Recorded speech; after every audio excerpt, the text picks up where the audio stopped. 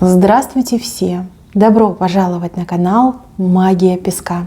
Дорогие мои зрители, всех вас сердечно благодарю за ваши лайки, хорошие добрые комментарии, за вашу поддержку, за ваши просмотры. Земной вам поклон! Давайте сегодня сделаем отсыпочку на вас. А тема звучит так. Что произойдет внезапно в ближайшие несколько дней? Загадайте, пожалуйста, на себя, на свои внезапности, и давайте вместе посмотрим. Я прошу высшие силы дать мне возможность ответить на ваши вопросы и послать для вас только самую важную, нужную и полезную информацию.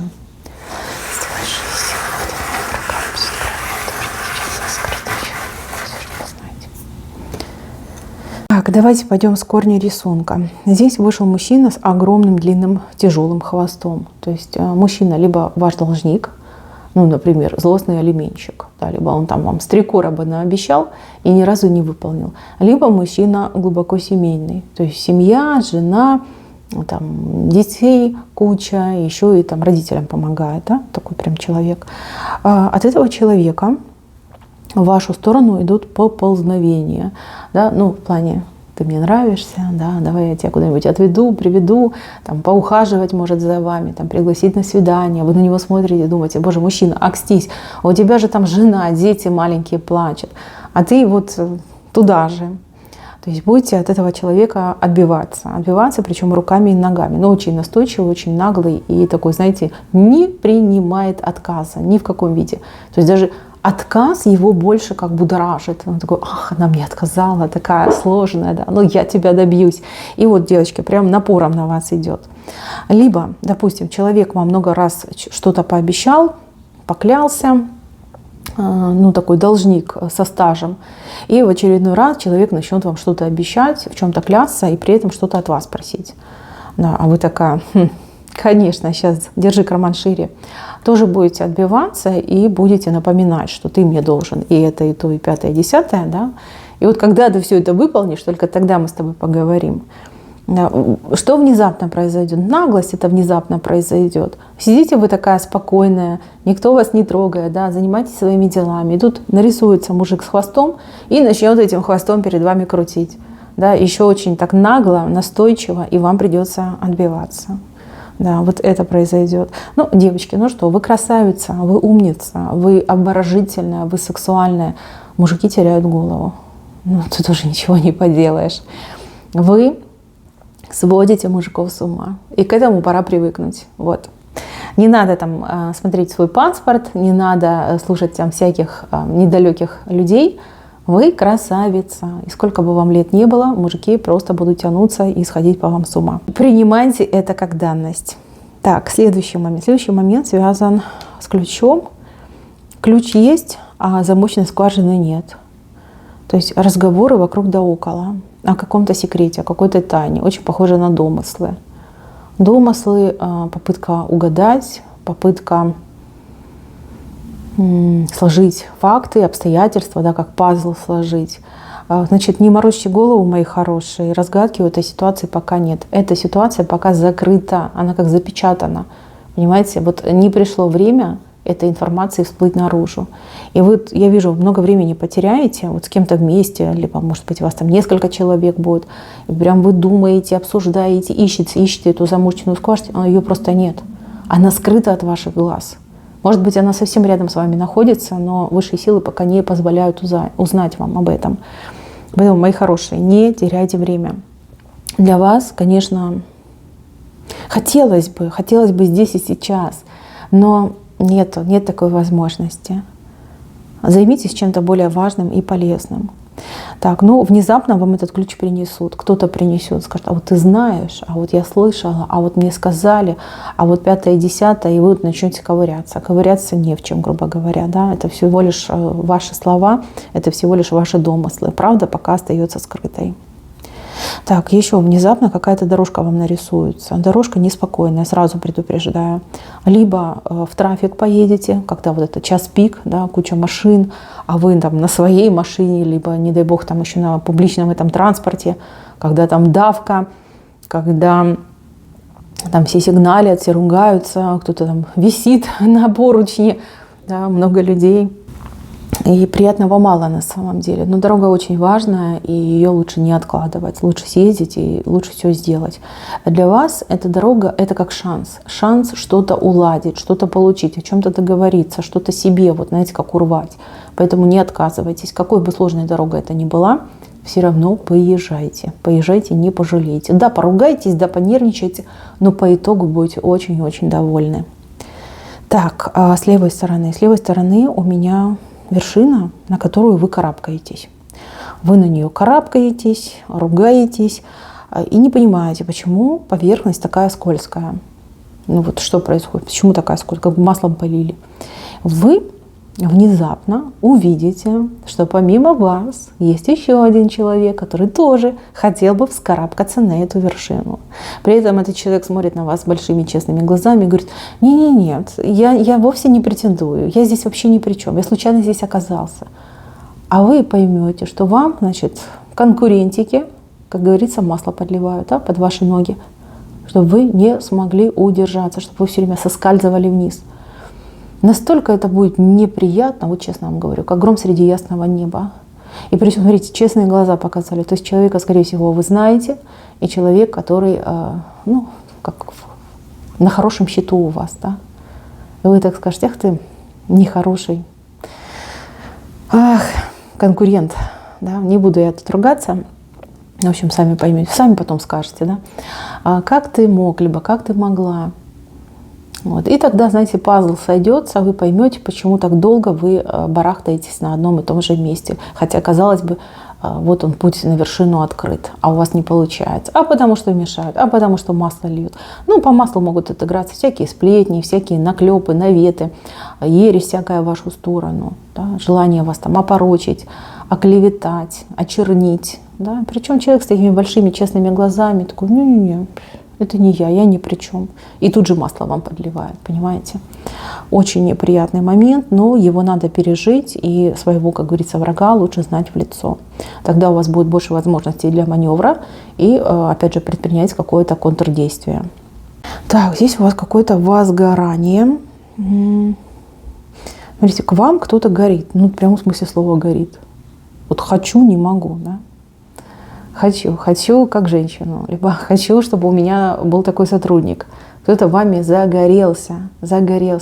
И человек прям придет такой на эмоциях, весь такой: ах, с вами будет говорить, и вы от этого человека тоже загоритесь. Ну, все мы люди взрослые, да, кто-то вот прям шуры-муры вас уговорят, грубо говоря, да. А у других человек вас действительно уговорит, например, поработать вместе, посотрудничать, там, чем-то заняться. Да, ну, полезным, важным, ценным. И вы прям загоритесь. Вот от кого-то перенимаете этот огонь. Либо, например, еще как вариант, человек может чем-то загореться, какой-то идеей, каким-то увлечением, какой-то мыслью, да, и передаст вам это пламя. Вы тоже будете гореть. Да, почему нет? И так даже может отыграться. Но в общем, от одного человека пламя переходит к другому. И вы, как говорится, ни сном, ни духом, и уже топите за какую-то идею, либо уже с кем-то в постели горячей страстной любовью занимаетесь, либо вы уже где-то подписали там подряд договор и выходите на работу. И так может отыграться. Ну, в принципе, с левой стороны точно не ждете, точно будет внезапно и точно будете гореть. Да. Так, дальше идем. Здесь ребенок. Ребенок лежит на столике и играет какой-то гигантской игрушкой, не по размеру.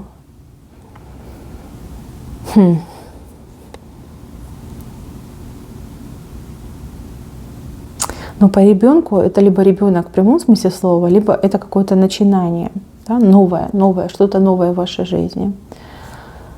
Кстати, на кофе я сегодня видела уже ребенка. Но там был не ребенок, там был птенец. Игрушка. Меня эта игрушка смущает. Игрушка. Смотрите, либо вашему ребенку внезапно какие-то игрушки, может, дорогие, ценные, большие, да, что-то будет подарено вашему ребенку. Это будет внезапно, это будет приятно, и то, что подарили, приятно, и то, что ребенку нравится, приятно. Там, может быть, какие-то развивалки дорогие. Вот такой хороший момент. Либо это какое-то новое дело, которое начинает набирать недетские обороты. Да? То есть очень быстро развиваются события. И вы там планировали, ага, сейчас я начну заниматься этим новым делом, потихонечку буду там расти, развиваться, там приблизительно прикинули, а все наоборот пойдет. То есть у вас скачкообразный рост пойдет. Да? То есть очень быстро вы будете просто пролетать какие-то отрезки и выходить из своей схемы, из своего графика, причем в плюсовую сторону. Да? Потому что для вашей идеи, для вашей детки, да, для вашего нового дела идут серьезные игрушки, большие, ценные.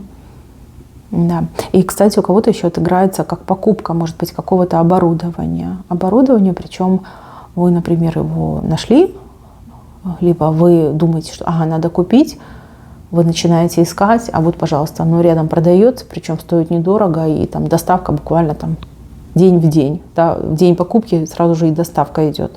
То есть тоже так может отыграться. В любом случае, эта игрушка, она приносит пользу, удовольствие и радость. Что бы это ни было. В прямом смысле слова игрушка, оборудование, либо действительно какие-то апгрейды, прокачки, да, именно вашего дела. Так, с правой стороны стоит человек, у которого дудка в руках. Но он почему-то на ней не играет. Просто ее так поднял на руке и все. Не хочет играть. Либо не верит в то, что может играть. Либо не верит в то, что кому-то нужна эта музыка. Смотрите, это может быть какое-то оповещение. То есть кого-то предупредить, кому-то что-то сказать. Сыграть в эту дудку, подудеть в эту дудку. Также в прямом смысле слова. Может быть, вы умеете играть на каком-то инструменте. Может быть, вы петь красиво умеете. Но вы считаете, что это никому не нужно, никому не интересно. Вот. А высшие силы через какого-то человека вас просто просят, да, попробуй, просто попробуй, сыграй, спой, кого-то предупреди, да, позови, может быть, даже, да, протруби о своих желаниях. Попробуй, ты не пожалеешь, потому что в правую сторону вы смотрите. От этой дудки выходят новые пути, выходят новые дорожки. Либо это какие-то конкретные предложения, приглашения. Допустим, вас могут пригласить выступать в каком-нибудь коллективе, вас могут, не знаю, пригласить на работу, не знаю, там, в ресторан, играть на музыкальном инструменте, либо петь. Либо благодаря тому, что вы такой ответственный, отзывчивый человек, кого-то предупредите, у вас появятся новые хорошие друзья, да, люди, которые будут вас ценить. То есть из-за вот этой дудки могут быть всякие внезапные, хорошие, положительные моменты в вашей жизни. Так, еще, как эта женщина внезапно появится, объявится, с правой стороны идет, но ругаться будет. У нее к вам целый букет претензий. Но по-доброму будет ругаться. Знаете, вот как заботливая мама. Одной рукой она вам грозит, ругает, а другой рукой она вас гладит. Не с пустыми руками придет, но вот как-то без предупреждения. Без предупреждения. Либо звонок даже, может быть, состоится. Не придет, а по телефону там успеет и поругать, и похвалить, и полюбить. Да, и так может отыграться. Ну, ребятки, все бывает. Она вас любит, она вас ценит и желает вам только самого лучшего. Так, еще. Какое-то чучело у вас вышло с рыбьим хвостом. Чучело, не могу сказать, мужчина или женщина. Странный какой-то образ. Помимо того, что есть рыбий хвост, еще есть оленьи рога.